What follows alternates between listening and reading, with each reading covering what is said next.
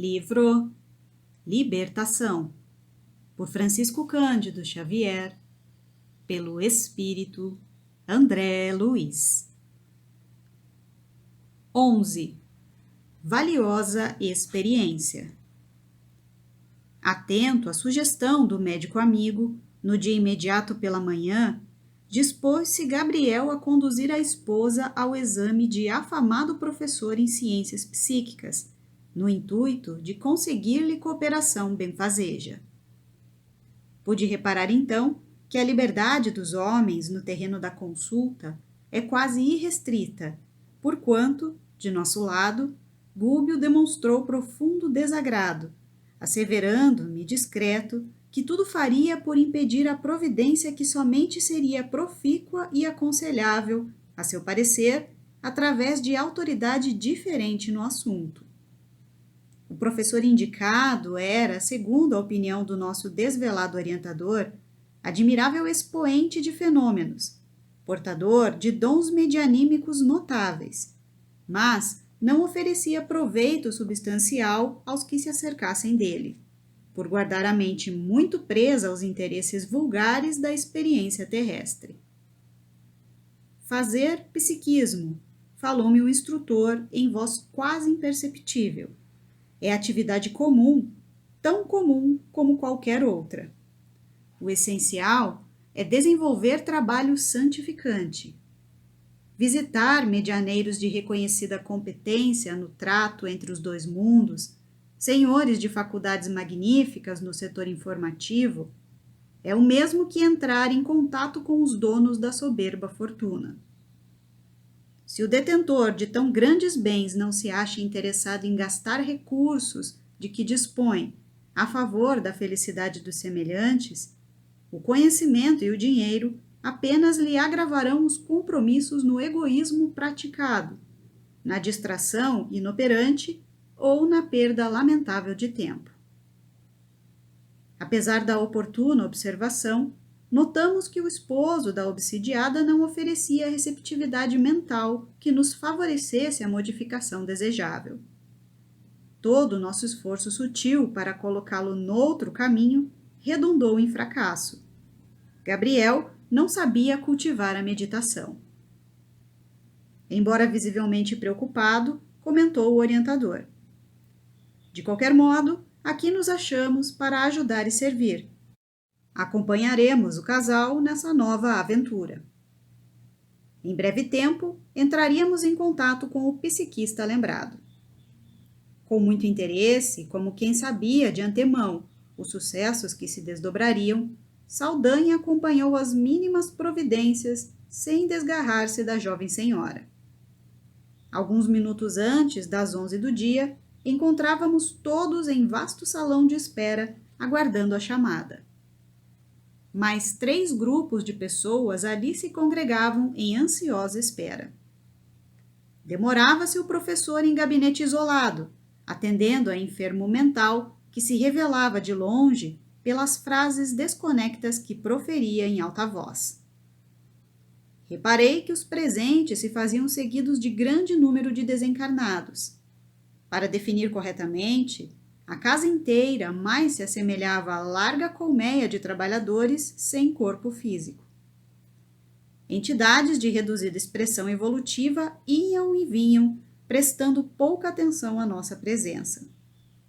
Em vista da férrea disposição de Saldanha, no sentido de manter Margarida sob severa custódia pessoal, o nosso instrutor, alegando interesse na sondagem do ambiente, afastou-se um tanto em nossa companhia, detendo-se no exame acurado dos consulentes. Acercamo-nos de acolhedora poltrona, em que um cavalheiro de idade madura, dando mostras de evidente moléstia nervosa, permanecia ladeado por 2 rapazes. Suor frio lhe banhava a fronte e extrema palidez, com traços de terror, lhe exteriorizava a lipotimia. Revelava-se torturado por visões pavorosas no campo íntimo, somente acessíveis a ele mesmo. Registrei-lhe as perturbações cerebrais e vi, sobre forte assombro, as várias formas ovoides, escuras e diferenciadas entre si, aderindo-lhe à organização perispirítica. Achava-me interessado em que o nosso instrutor se pronunciasse. Gúbio observava-o meticulosamente, de certo nos preparando valiosos ensinamentos. Transcorridos alguns instantes, falou-nos em voz sumida. Vejamos a que calamidades fisiológicas podem os distúrbios da mente conduzir um homem. Temos sobre o nosso olhar o investigador da polícia em graves perturbações. Não soube deter o bastão da responsabilidade. Dele abusou para humilhar e ferir. Durante alguns anos, conseguiu manter o remorso à distância. Todavia, cada pensamento de indignação das vítimas passou a circular-lhe na atmosfera psíquica, esperando ensejo de fazer-se sentir. Com a maneira cruel de proceder, atraiu não só a ira de muita gente, mas também a convivência constante de entidades de péssimo comportamento que mais lhe arruinaram o terror de vida mental. Chegado o tempo de meditar sobre os caminhos percorridos, na intimidade dos primeiros sintomas de senectude corporal, o remorso abriu-lhe grande brecha na fortaleza em que se entrincheirava. As forças acumuladas dos pensamentos destrutivos que provocou para si mesmo, através da conduta irrefletida a que se entregou levianamente, libertadas de súbito pela aflição e pelo medo, quebraram-lhe a fantasiosa resistência orgânica. Quais tempestades que se sucedem furiosas, esbarrondando a represa frágil com que se acredita conter um impulso crescente das águas. Sobrevindo a crise, energias desequilibradas da mente em desvario vergastaram-lhe os delicados órgãos do corpo físico. Os mais vulneráveis sofreram consequências terríveis. Não apenas o sistema nervoso padece tortura incrível. O fígado traumatizado inclina-se para a cirrose fatal. Sentindo-nos as interrogações silenciosas do olhar quanto à solução possível naquele enigma doloroso, o orientador acentuou.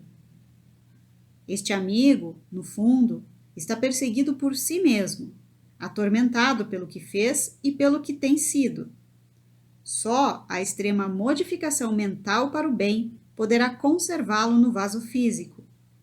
Uma fé renovadora, com esforço de reforma persistente e digna da vida moral mais nobre, conferir-lhe-á diretrizes superiores, dotando-o de forças imprescindíveis à autorrestauração.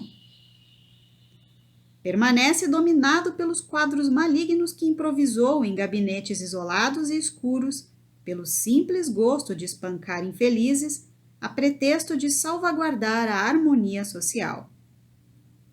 A memória é um disco vivo e milagroso. Fotografa as imagens de nossas ações e recolhe o som de quanto falamos e ouvimos. Por intermédio dela, somos condenados ou absolvidos dentro de nós mesmos. O assunto era sedutor, mas, talvez para não acordar demasiada atenção em Saldanha e em outros espíritos menos educados que nos contemplavam curiosamente, Gúbio passou a reparar conosco outro caso. Abeiramo-nos de um divã em que o respeitável senhora se sentava ao lado de jovem clorótica, parecendo-me avó e neta. Dois espíritos de aspecto sinistro rodeavam a menina, qual se devesse estar custodiada por guardas tirânicos. A matrona aflitivamente aguardava o instante da consulta. A jovem, que proferia disparates, não falava por si. Fios tênues de energia magnética ligavam-lhe o cérebro à cabeça do irmão infeliz que se lhe mantinha à esquerda. Achava-se absolutamente controlada pelos pensamentos dele, à maneira do magnetizado e magnetizador. A doente ria sem propósito e conversava a esmo, reportando-se a projetos de vingança com todas as características de idiotia e inconsciência. Gúbio examinou-a com a atenção habitual e informou. Encontramos aqui doloroso drama do passado. A vida não pode ser considerada na conta estreita de uma existência carnal. Abrange a eternidade, é infinita nos séculos infinitos. Esta menina comprometeu-se gravemente no pretérito, desposou um homem e desviou-lhe o irmão para vicioso caminho. O primeiro suicidou-se e o segundo asilou-se no fundo vale da loucura. Ei-los, presentemente, ao lado dela para deplorável vindita. Na atualidade, a avózinha preparou-lhe um casamento nobre, receando deixá-la no mundo entregue a si própria. Entretanto, em vésperas de concretização do plano benéfico, ambas as vítimas de outro tempo, mentalmente cristalizadas no propósito de desforra, buscam impedir-lhe a união esposalícia. O ex-marido, ultrajado na fase primária de evolução, ainda não conseguiu esquecer-lhe a falta e ocupa-lhe os centros da fala e do equilíbrio. Enche-lhe a mente de ideias dele, subjuga-a e requisita-lhe a presença na esfera em que se encontra. Permanece a pobrezinha saturada de fluidos que lhe não pertencem. Certamente já peregrinou por diversos consultórios de psiquiatria sem resultado e vem até aqui procurando socorro. Encontrará remédio adequado? Interrogou Eloy sobre forte impressão. Não me parece muito bem encaminhada, elucidou nosso dirigente sem presunção. Exige renovação interior e, ao que eu acredito, não obterá nesta casa senão ligeiro paliativo. Em casos de obsessão como este, em que a paciente ainda pode reagir com segurança, faça indispensável o curso pessoal de resistência. Não adianta retirar a sucata que perturba um ímã, quando o próprio ímã continua atraindo a sucata. Efetivamente, seríamos singularmente favorecidos por ensinamentos novos se persistíssemos no estudo em foco. Todavia, Saldanha, de longe, nos endereçava olhar indagador, e era preciso seguir adiante. Buscamos o recanto mais escuro do salão, onde 2 homens, em idade madura, se mantinham em silêncio. De imediato, reconhecemos que um deles guardava indiscutível desequilíbrio orgânico. Muito pálido e abatido, demonstrava sinais de profunda inquietação. Junto deles se encontrava uma entidade desencarnada de humilde aspecto. Tomei-a por parte integrante da vasta coleção de espíritos perturbados que ali funcionava. Entretanto, com agradável surpresa para mim, dirigiu-se a Gúbio exclamando de maneira discreta. Já lhes identifiquei pelo tom vibratório, a posição de amigos do bem. Indicando o enfermo, acentuou. Venho aqui na defesa deste amigo. Segundo estarão informados, dispomos no recinto de vigoroso operador mediúnico, sem iluminação interior de maior vulto. Assalariou ele algumas dezenas de espíritos desencarnados, de educação incipiente, que lhe absorvem as emanações e trabalham cegamente sobre suas ordens, tanto para o bem quanto para o mal. Sorrindo, acrescentou. Nesta casa, o enfermo não é amparado pelo socorrista de que se vem valer, e sim pela assistência espiritual edificante de que possa desfrutar. E porque eu indagasse com respeito ao doente, explicou gentil. Este companheiro é austero administrador de serviços públicos. Na condição de mordomo e disciplinador, incapaz de usar o algodão da ternura em feridas alheias, adquiriu ódios gratuitos e silenciosas perseguições que lhe vergastam a mente, sem cessar, desde muitos anos, com perigosos reflexos no sistema circulatório, zona menos resistente do seu cosmos físico. Lutando desassombrado por reajustar a concepção de funcionários relapsos, mas sem armas de amor na própria defensiva, apresenta consideráveis prejuízos nas veias coronárias. Semelhantes ataques de forças imponderáveis visaram-lhe igualmente o fígado e o baço, que se revelam em lamentáveis condições. Acontece, porém, que a grande corrente de perseguidores, despertados por sua ação enérgica e educativa, conseguiu insinuar nos médicos que o assistem a necessidade de uma intervenção na vesícula biliar, preparando-se-lhe com isso um choque operatório que lhe imporá a morte inesperada do corpo. O plano foi admiravelmente bem delineado. Entretanto, pelo bem que existe no fundo da severidade com que o nosso amigo companheiro tem agido, buscaremos socorrê-lo através do médium que deliberou visitar. Recebi instruções no sentido de obstar à operação cirúrgica e confio na vitória de minha tarefa. Francamente, eu gostaria de levar a efeito um exame no paciente para verificar até que ponto havia sofrido os golpes mentais em serviço, mas o olhar de Gúbio se fizera imperativo. Cabia-nos a execução de deveres importantes e precisávamos retornar ao Saldanha. O problema de Margarida era complexo e competia-nos enfrentar-lhe a solução de ânimo firme. O obsessor da infortunada senhora, sentindo-nos o concurso espontâneo, acolheu-nos sem desconfiança. Assumindo ares de pessoa superinteligente, comunicou ao nosso instrutor que resolvera solicitar a neutralidade dos servos espirituais do professor operante. Com fina sagacidade, asseverou que era necessário evitar a piedade do médium e confundir-lhe as observações através de todos os recursos possíveis.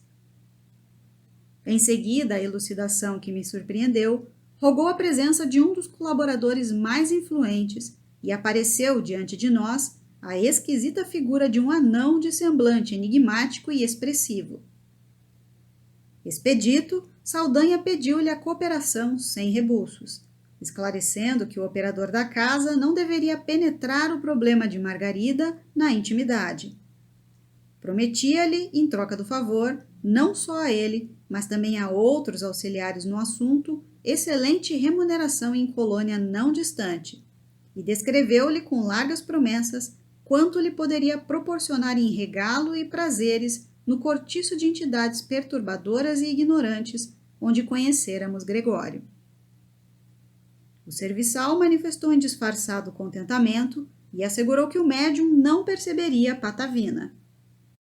Com justificada curiosidade, acompanhei o desenrolar dos acontecimentos. Logo à entrada do gabinete, percebi que a oficina não inspirava segura confiança. O professor pôs-se imediatamente a combinar o preço do trabalho de que se encarregaria, exigindo adiantadamente de Gabriel significativo pagamento. O intercâmbio ali, entre as duas esferas, se resumia a negócio tão comum quanto outro qualquer. Sem detença, reconheci que o médium, se podia controlar de algum modo os espíritos que se alimentavam de seu esforço, era também facilmente controlado por eles. O recinto jazia repleto de entidades em fase primária de evolução. Saldanha, exclusivamente atarefado, anunciou-nos que presidiria de perto aos trâmites da ação mediúnica, notificando-nos prazeroso que lhe fora hipotecada a plena ajuda das entidades ali dominantes. Em razão disso, podíamos analisar os fatos em companhia de Gúbio, recolhendo preciosa lição. Depois de visivelmente satisfeito no acordo financeiro estabelecido, colocou-se o vidente em profunda concentração e notei o fluxo de energias a emanarem dele através de todos os poros, mas muito particularmente da boca, das narinas, dos ouvidos e do peito. Aquela força, semelhante a vapor fino e sutil, como que povoava o ambiente acanhado. E reparei que as individualidades de ordem primária ou retardadas, que coadjuvavam o médium em suas incursões em nosso plano, sorviam-na a longos haustos, sustentando-se dela, quanto se nutre o homem comum de proteína, carboidratos e vitaminas. Examinando a paisagem, Gúbio esclareceu-nos em voz imperceptível aos demais. Esta força não é patrimônio de privilegiados, é propriedade vulgar de todas as criaturas, mas entendem-na e utilizam-na somente aqueles que a exercitam através de acuradas meditações. É o Spiritus Subtilissimos de Newton, o fluido magnético de Mesmer e a emanação ódica de Reichenbach. No fundo, é a energia plástica da mente que a acumula em si mesma, tomando-a ao fluido universal em que todas as correntes da vida se banham e se refazem, nos mais diversos reinos da natureza dentro do universo. Cada ser vivo é um transformador dessa força segundo o potencial receptivo e irradiante que lhe diz respeito. Nasce o homem e renasce centenas de vezes para aprender a usá-la, desenvolvê-la, enriquecê-la, sublimá-la, engrandecê-la e divinizá-la. Entretanto, na maioria das vezes, a criatura foge à luta que interpreta por sofrimento e aflição, quando é inestimável recurso de autoaprimoramento, adiando a própria santificação, caminho único de nossa aproximação do Criador. Vendo a cena que se desenrolava, ponderei. É forçoso convir, porém, que este vidente é vigoroso na instrumentalidade. Permanece em perfeito estado com os espíritos que o assistem e que encontram nele sólido sustentáculo. Sim, confirmou o orientador sereno. Mas não vemos aqui qualquer sinal de sublimação na ordem moral. O professor de relações com a nossa esfera, inabordável, por enquanto, ao homem comum, sintoniza-se com as emissões vibratórias das entidades que o acompanham em posição primitivista. Pode ouvir-lhes os pareceres e registrar-lhes as considerações. Entretanto, isto não basta. Desfazer-se alguém do veículo de carne não é iniciar-se na divindade. Há bilhões de espíritos em evolução que rodeiam os homens encarnados em todos os círculos de luta, muito inferiores, em alguns casos, a eles mesmos e que, facilmente, se convertem em instrumentos passivos dos seus desejos e paixões. Daí, o imperativo de muita capacidade de sublimação para quantos se consagram ao intercâmbio entre os dois mundos, porque se a virtude é transmissível, os males são epidêmicos. Nesse interim, reparamos que o médium desligado do corpo físico se punha a ouvir atencioso justamente a argumentação do assalariado mais inteligente, cuja cooperação Saldanha requisitara. Volte, meu amigo, asseverava, jactancioso, ao médium desdobrado, e diga ao esposo de nossa irmã doente que o caso orgânico é simples. Bastar-lhe-á o socorro médico. Não é uma obsidiada vulgar? Inquiriu o médium algo hesitante. Não, isto não. Esclareça o problema. O enigma é de medicina comum. Sistema nervoso em frangalhos. Esta senhora é candidata aos choques da casa de saúde. Nada mais. Não seria lícito tentar algo em favor dela? Tornou o psiquista sensibilizado. O interpelado riu-se numa tranquilidade de pasmar e rematou. Ora, você deve saber que individualmente cada criatura tem o seu próprio destino. Se nosso concurso fosse eficiente, não teria gosto para tergiversações. Não há tempo a perder. A essa altura, Saldanha endereçava-lhe um sorriso de satisfação, aprovando o alvitre e fazendo-nos sentir como é possível enganar a muitos quando o homem apenas confia na estreiteza da sua própria observação. Perante o quadro que nos era dado apreciar, ousei dirigir-me discretamente a Gúbio, indagando. Não nos achamos diante de autêntica manifestação espiritista? Sim, confirmou em tom grave, à frente de legítimo fenômeno dentro do qual uma individualidade encarnada recebe os pareceres de outra ausente do envoltório carnal. Entretanto, André, os companheiros de ideal cristão, corporificados na crosta da terra, vão compreendendo agora que o fenômeno em si é tão rebelde quanto o rio encachoeirado que rola a esmo, sem comportas, sem disciplina. Jamais endossaremos um espiritismo dogmático e intolerante. É imprescindível, porém, que o clima da prece, da renúncia edificante, do espírito de serviço e fé renovadora, através de padrões morais nobilitantes, constitua a nota fundamental de nossas atividades no psiquismo transformador, a fim de que nos encontremos realmente num serviço de elevação para o Supremo Pai. Temos aqui um médium de possibilidades ricas e extensas, que pelo simples comércio vulgar a que reduziu a movimentação de suas faculdades, não acorda impressões construtivas naqueles que o buscam. Pode ser um cooperador valioso em certas circunstâncias, mas não é o trabalhador ideal, suscetível de provocar o interesse dos grandes benfeitores da vida superior. Estes não se animariam a comprometer grandes instruções por intermédio de servidores, bem intencionados embora, que não vacilam em vender as essências divinas em troca de recursos amoedados da luta comum. O caminho da oração e do sacrifício é, portanto, indispensável ainda a quantos se propõem dignificar a vida. A prece sentida aumenta o potencial radiante da mente, dilatando-lhe as energias e enobrecendo-as, enquanto a renúncia e a bondade educam a todos os que se lhe acercam da fonte, enraizada no sumo bem. Não basta, dessa maneira, exteriorizar a força mental de que todos somos dotados e mobilizá-la.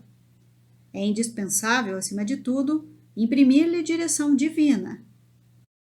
É por esta razão que pugnamos pelo espiritismo com Jesus, única forma de não nos perdermos em ruinosa aventura. Compreendi os preciosos argumentos do instrutor, pronunciados a meia voz, e, extremamente impressionado, guardei respeitoso silêncio. O vidente retomou a gaiola física, finalizando a operação simplesmente técnico-mecânica de contato com a nossa esfera, sem qualquer resultado no capítulo de elevação espiritual que lhe melhorasse o ambiente. Abriu os olhos, reajustou-se na cadeira e informou a Gabriel que o problema seria solucionado com a colaboração da psiquiatria. Comentou a situação precária dos nervos da doente e chegou a indicar um especialista de seu conhecimento para que novo método de cura fosse tentado. O casal agradeceu comovidamente e, enquanto se articulavam as despedidas, o professor recomendou à enferma resistência e cautela ante os estados mentais depressivos. A jovem senhora recebeu as observações com o desencanto e a dor de quem se sente alvejado pelo sarcasmo, e partiu. Saldanha, à nossa vista, abraçou os cooperadores que tão bem haviam desempenhado a deplorável tarefa. Combinou ocasião de encontro amistoso a fim de comemorarem o que se lhes figurava significativo triunfo, e, em seguida, notificou-nos em voz firme. Vamos, amigos, quem começa a vingança deve marchar seguro até o fim. Endereçou-lhe gúbio triste sorriso com que disfarçava a aflição extrema e acompanhou-o humildemente.